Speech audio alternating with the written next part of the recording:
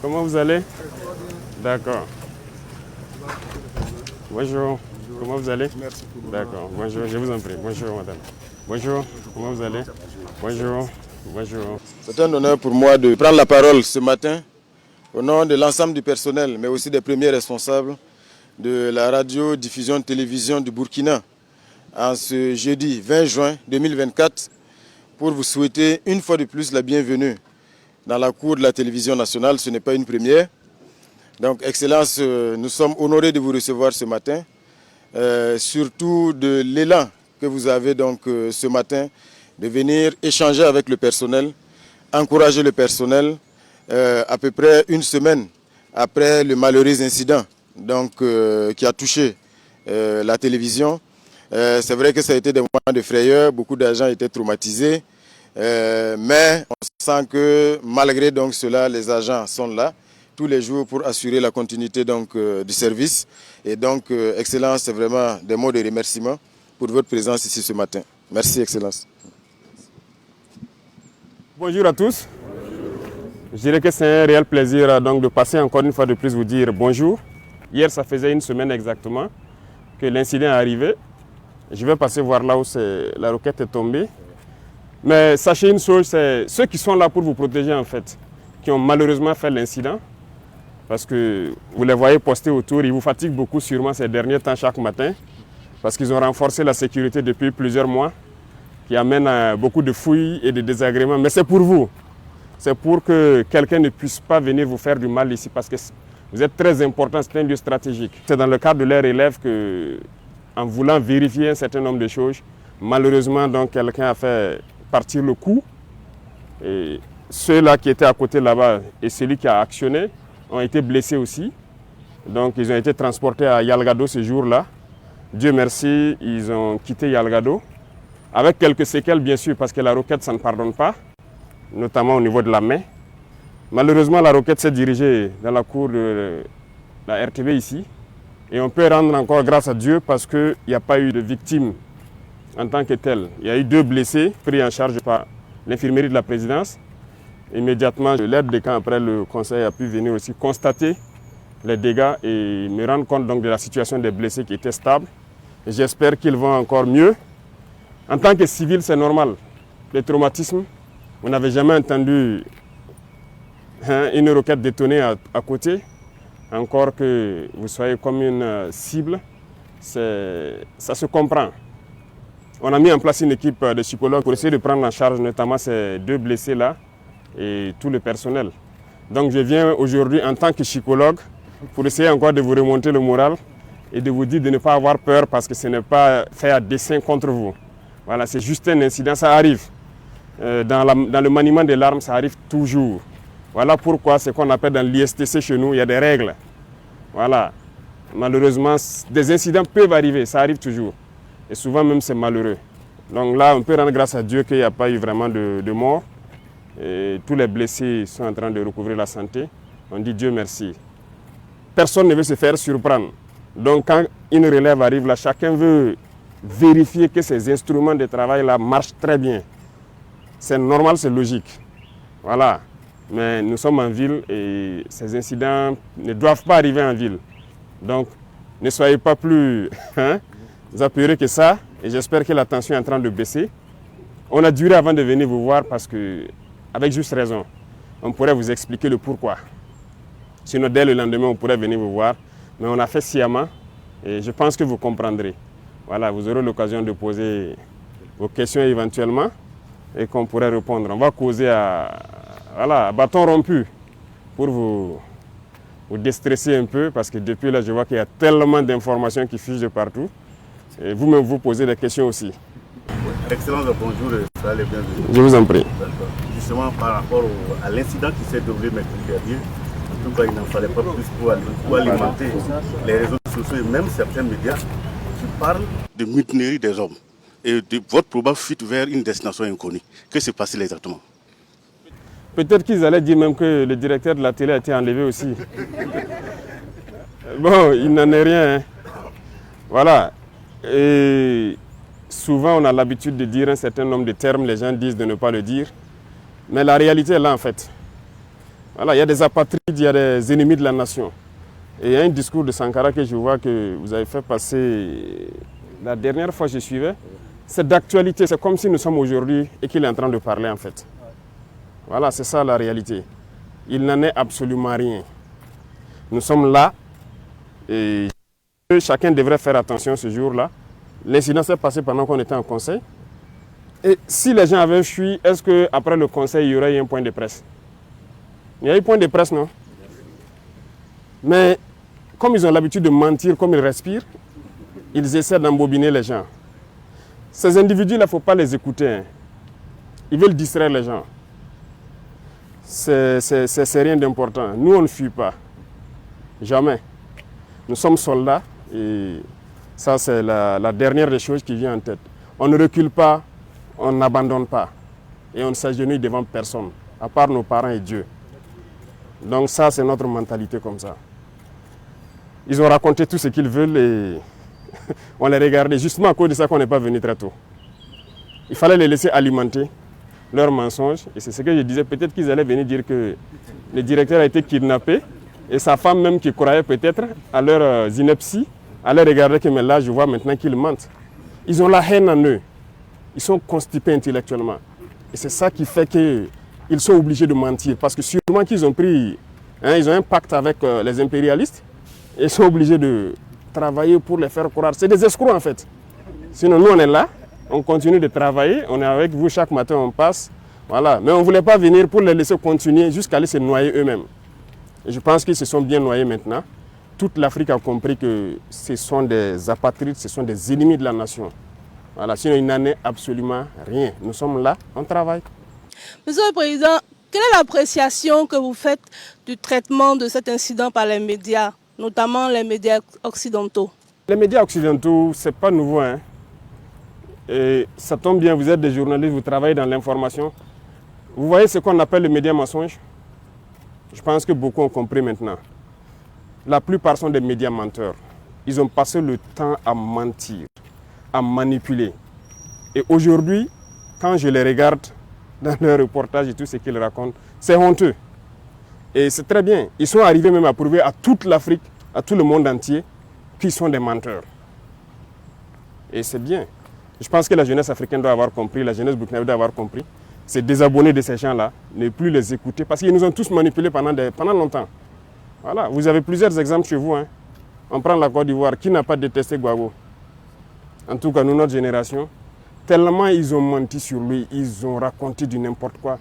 Ils mettent la pression par l'information, vous finissez par détester la personne. Ils font un modèle de la personne pour vous imposer ça dans l'esprit. Vous finissez par détester la personne, on l'amène à la CPI, après on lui dit qu'il n'y a rien, il est coupable de rien. C'est sérieux ça? Kadhafi, on a laissé Kadhafi mourir. Voici les conséquences ici. Dictateur, il a fait ci, il a fait ça par leurs organismes. Ils mentent. RFI, quoi, je ne sais quoi, France 24, Le Monde, Jeune Afrique. Ils sont obligés de faire le travail qu'on les demande. Voilà, ils ne sont pas libres en fait. Il y a beaucoup de médias là, ils ne vivent pas de la publicité ou je ne sais quoi. Hein. C'est faux, c'est des gens qui payent. Et vous donnez l'information comme ils veulent. Voilà, même malheureusement ici, il y en a, hein, au Burkina, il y en a plein. Voilà, quand on le dit souvent, les gens disent qu'on attaque les journalistes, mais il y en a. Je pense qu'il faut faire le choix entre gagner son pain, mais aussi aimer sa patrie en fait. C'est vrai, eux, ils se battent pour leur patrie. Hein. Tout ce qu'ils font, c'est à l'avantage de leur patrie, mais il faut se départir de ça. Et on voit des médias nationaux qui prennent pour référence ces médias-là. Souvent, on regarde certains journaux, ils citent, selon tel journal, c'est des menteurs. Ils n'ont aucune information, ils n'ont rien. Leurs reporters, c'est des menteurs. Parce que lorsqu'ils veulent s'attaquer à un pays, ils peignent le pays comme ils veulent. Ils disent ce qu'ils veulent du pays pour amener tout le monde à détester et pouvoir faire passer ce qu'ils veulent. Mais je pense que cette fois-ci, on a compris. Nous sommes en 2024. Et bien, c'est un jeu d'échecs. Allons-y, on verra bien ce que ça va donner. Donc il faut vous départir de ces médias-là. Bonjour, Excellence. En lien toujours avec l'incident de tir, certaines sources auraient indiqué qu'il y ait eu des mouvements d'avions, d'hélicoptères à Ouagadougou et à Dori. Qu'est-ce qui a expliqué ces mouvements d'hélicoptères, d'avions observés? On a dit que nous on a fui en hélicoptère pour aller à Dori. Et quand vous voyez des grandes personnes mentir, ça fait pitié. En réalité, c'était le mercredi, c'était le lendemain de l'attaque de Mansilla. On a lancé une opération à Mansilla. Et donc les hélicoptères envoyaient des troupes en renfort encore. C'est juste ça. Donc ils ont décollé ici, aller à Dori, aller prendre donc, des éléments donc, du 9e BIR. Il y avait des éléments de l'UGGN qu'ils ont pris ici à Ouagadougou, aller pour l'opération au niveau de Mansilla. Donc on a aussi appris ça comme ça. C'est vrai. Vous voyez, ils ont une tactique. Comme je dis, le peu de neurones qui les restent là, ils exploitent ça pour faire quelque chose de vraisemblable. Ils prennent toujours une information vraie. Et autour, maintenant, ils construisent leurs gros mensonges. Si vous n'êtes pas vigilant, vous allez croire que c'est vrai. Les hélicoptères ont réellement survolé. C'est vrai. Ça, c'est un fait. Tout le monde a observé. Alors, mais ils ont survolé pourquoi? C'est là la question. Donc, ils construisent le gros mensonge autour de ça. Tout le monde a vu les hélicoptères survoler, mais ils utilisent ça pour dire que, voilà, on a fui. Non, c'est faux. C'est la même tactique qu'ils ont employée quand les hélicoptères, les Ilyushin ont atterri à Ouagadougou. Il y a eu 6 vols d'Ilyushin à Ouagadougou. C'est vrai, les Ilyushin ont atterri. Mais ils prennent ça, et quand je les regarde, ils mentent tellement comme ils respirent. Ils construisent quelque chose de gros autour, que c'est des Wagner et des militaires maliens qui sont venus. Bon, moi, je ne dirais pas militaires maliens, c'est des militaires de l'AES. Donc, ils sont militaires maliens, nigériens, sont libres de venir au Burkina quand ils veulent, comme ils veulent. Mais c'est faux. C'est archi faux. Les Russes sont déjà ici. Ils travaillent ensemble, ils sont là. Pourquoi encore on va faire venir? Oh ben c'est là, ils n'ont pas pu nous aider à faire ce qu'on veut. Ça ne veut rien dire. Secondo, je peux vous rassurer, ces avions par exemple qui ont atterri, les hélicos, je vous ai expliqué, les avions c'est du matériel des Nations Unies. Après la fin de la mission, les munitions sont restées à Gao, à Bamako, un peu partout. C'est le bateau Tombouctou qui avait commencé à prendre nos munitions d'ailleurs pour évacuer vers Bamako. Ils ont détruit ce bateau-là. Donc on a trouvé d'autres moyens d'envoyer ça là-bas. Et là, c'est des munitions qu'on a ramassées venir. Et il y a des munitions même d'autres pays qu'on va détruire ici. Donc il y a une structure des Nations Unies qui est la UNMAS, qui est au courant de l'opération, qui doit même superviser cette opération ces 2 jours-là. C'est des munitions donc, de la mission qu'on a ramassées. À Gao, on avait une FPU et à Tombouctou, on avait nos hommes. Les munitions étaient à Bamako. C'est tout.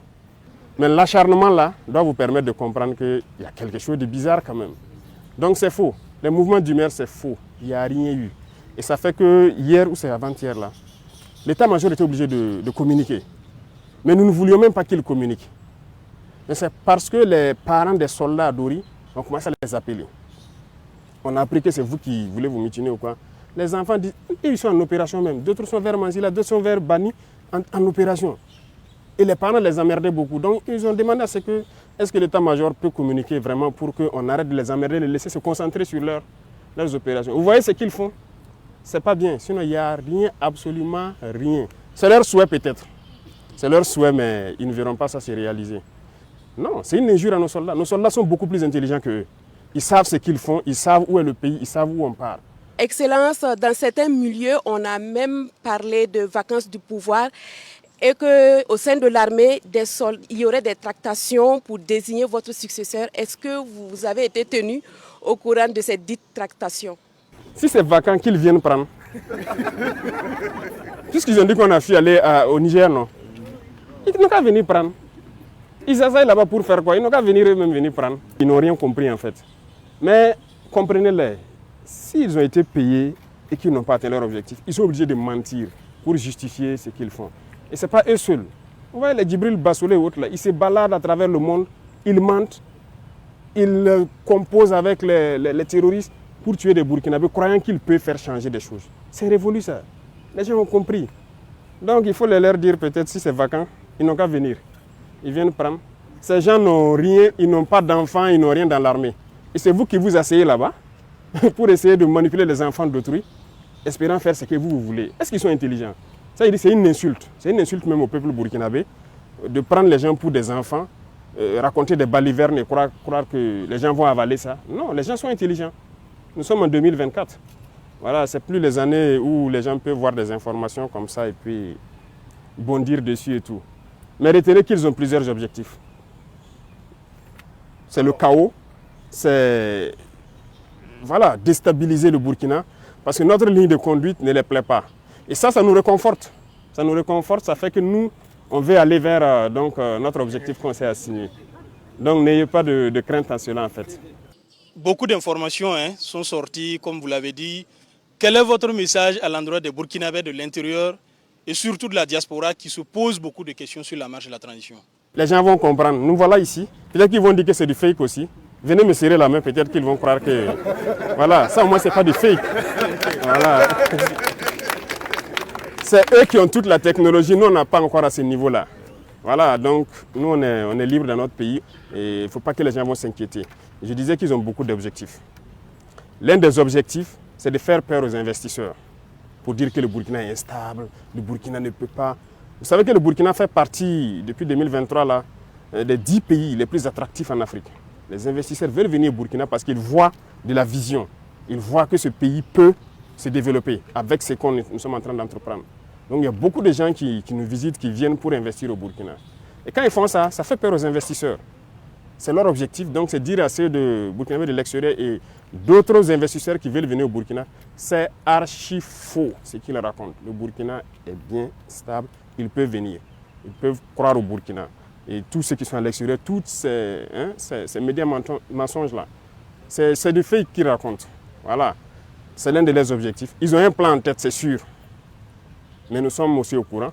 On les attend, de pied ferme. Voilà. Peut-être la prochaine phase, c'est de dire aux gars de la télé, de faire attention. Ce n'est pas exclu que le plan suivant, qu'ils essaient de hacker un certain nombre d'applications au Burkina Faso pour perturber certaines choses. On les attend. Voilà. Ils ne font rien pour rien. Quand ils commencent leurs mensonges, la désinformation, c'est en vue de quelque chose. Mais on les suit et on les attend de pied ferme. Et nous allons les apporter la réponse qu'il faut. Et ceux aussi qui sont à l'intérieur, qui continuent de manipuler avec eux, ils vont nous comprendre. Maintenant, c'est fini. Nous avons laissé le temps écouler pour qu'ils déversent tous leurs mensonges. On va agir de façon très ferme. Donc, il ne faut pas que les gens à l'extérieur vont se fier à je dirais des conneries comme ça. Voilà, ça ne veut rien dire. Et c'est malheureux que ce soit des Burkinabés qui se retrouvent à l'extérieur, qui participent à ça. Voilà, ils sont nombreux en Côte d'Ivoire, qui continuent dans ça. On ne sait pas ce qu'on a fait à ces gens-là, mais ils n'ont qu'à continuer leur sale besoin. Personne ne va les écouter encore. Voilà, donc c'est rassurer tout le monde, les Burkinabés de l'intérieur, de rester sereins et imperturbables, il n'y a rien. Nous sommes là et nous continuons de travailler pour le bonheur des Burkinabés. Avec tout ce qui se passe, est-ce qu'il vous arrive d'avoir peur pour votre vie? Comment vous gérez émotionnellement tout ce qui se passe? La raison est Hélène, l'émotion est nègre. Vous voyez, ils jouent aussi sur l'émotion. Voilà, quand ils ont fini par faire comprendre à tout le monde qu'ils sont à l'origine des attaques. Et ils essaient de prendre ça pour créer l'émotion. Parce que dans leur tête, les nègres n'est qu'émotion. On se base sur l'émotion pour agir et tout.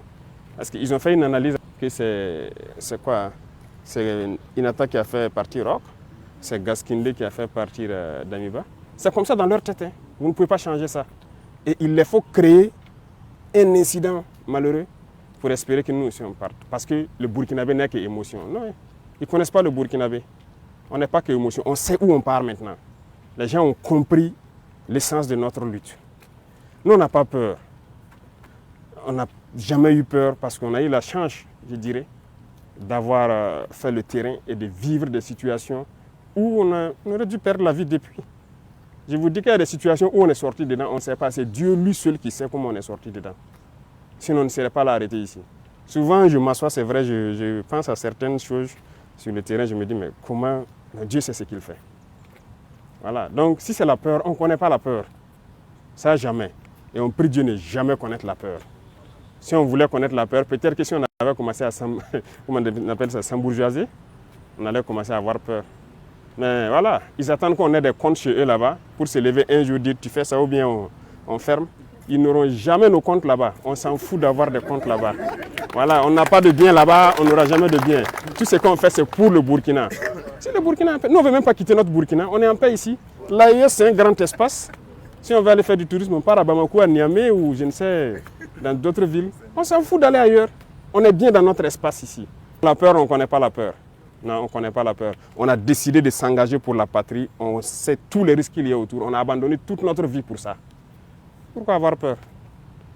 On a abandonné toute notre jeunesse là pour une mission pour la patrie. Donc il n'y a aucune peur. Vous pouvez rester sans crainte. Zéro peur.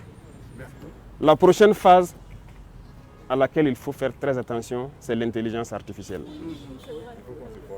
Attention, parce que moi, il m'arrive de voir des vidéos de moi-même en train de parler espagnol ou de parler, je ne sais pas, chinois. Je remercie ceux qui le font parce qu'ils arrivent à traduire nos discours, mais c'est très dangereux. Donc cette phase va venir. Comme je vous disais, les hacking et tout ça, ça va venir. Donc restez concentrés, faites le travail patriotique que vous faites. Merci à vous, beaucoup de courage et j'espère que votre morale est remontée. N'ayez pas peur, ils sont là pour vous. Voilà. La visite surprise du premier de Burkinabé nous a apporté du baume au cœur. Ça nous a fait énormément de bien. C'est vrai que l'opinion est friande de nouvelles macabres. On en a entendu des choses qui frisent parfois le ridicule. Ce qu'il faut retenir, c'est que le président a parlé comme d'habitude, c'est-à-dire c'est pas quelqu'un qui calcule. Il parle avec ses tripes, il dit les choses, ça vient de là. Donc voilà quoi, ça nous a rassurés. De toute façon, nous, en tant que professionnels de l'information, quand même, on savait trier le bon grain de livret quand même. Parce qu'il y a des choses, quand tu lis, tu entends, c'est gros comme le nez au milieu de la figure. Bon, ça peut passer au sein d'une certaine opinion, mais au niveau des professionnels de l'information, ça ne passe pas. Mais c'était bon qu'ils viennent. C'était bon. Et on a passé des moments très agréables avec lui, comme d'habitude, avec son sourire, les choses qui... Moi, j'aime les gens qui parlent avec les tripes. Voilà, c'est pas un politicien. Voilà. Ces jeunes-là sont en mission et ça se voit. Il faut dire que ça nous rassure. Pourquoi? Parce que déjà, le voir même physiquement relève justement de cette assurance-là. Parce que les rumeurs sont allées dans tous les sens, évoquant son exfiltration, il se serait réfugié ailleurs, il serait même dans un autre pays. Donc, le voir physiquement, et il y en a même qui ont évoqué des blessures, voilà, qu'il aurait été touché.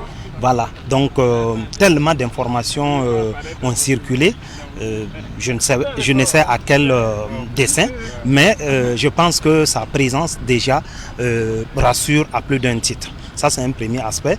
Ensuite, les thématiques qu'il a eu à aborder, c'est plus que rassurant puisque, vous avez vu, il a repris, j'allais dire, chaque rumeur qu'il a démontée. Et moi, ce que je retiens, c'est la faculté qu'ont ces gens qui font circuler les rumeurs là, de se baser sur un fait réel et de bâtir toute une histoire autour. Je vais juste prendre l'exemple de l'incident qu'il y a eu ici. Effectivement, il y a eu incident. Mais après, on nous raconte qu'il y a eu des morts. Il y a eu, même nous, on a été personnellement appelés pour démentir. Voilà, le fait qu'il y ait eu, par exemple, certaines rumeurs qui évoquent qu'il y a eu des rafales et des morts à la RTB. Pendant que moi j'ai été témoin oculaire, je n'ai rien vu dans ce sens. J'ai vu des dégâts matériels et ça a été montré à la télévision nationale. Et les gens n'ont pas voulu croire en ces images qui ont été diffusées, le communiqué qui a été diffusé. Les gens ont balayé tout ça du revers de la main parce qu'il y avait de l'existant. Sur lesquels existants, ils se sont basés pour construire justement leur méga mensonge. Donc je pense que c'est vraiment plus que rassurant parce qu'il a démonté chaque rumeur en apportant des preuves et des arguments qui ne font que rassurer, je pense, tout le monde. Et partant de là, je pense que ça nous donne vraiment du baume au cœur pour davantage nous investir. Et nous avons même été qualifiés des VDP de l'information. Voilà, je pense que quelque part, c'est dire que l'autorité a vraiment et pleinement conscience, voilà, du rôle crucial que nous jouons ici en tant qu'agents de l'information.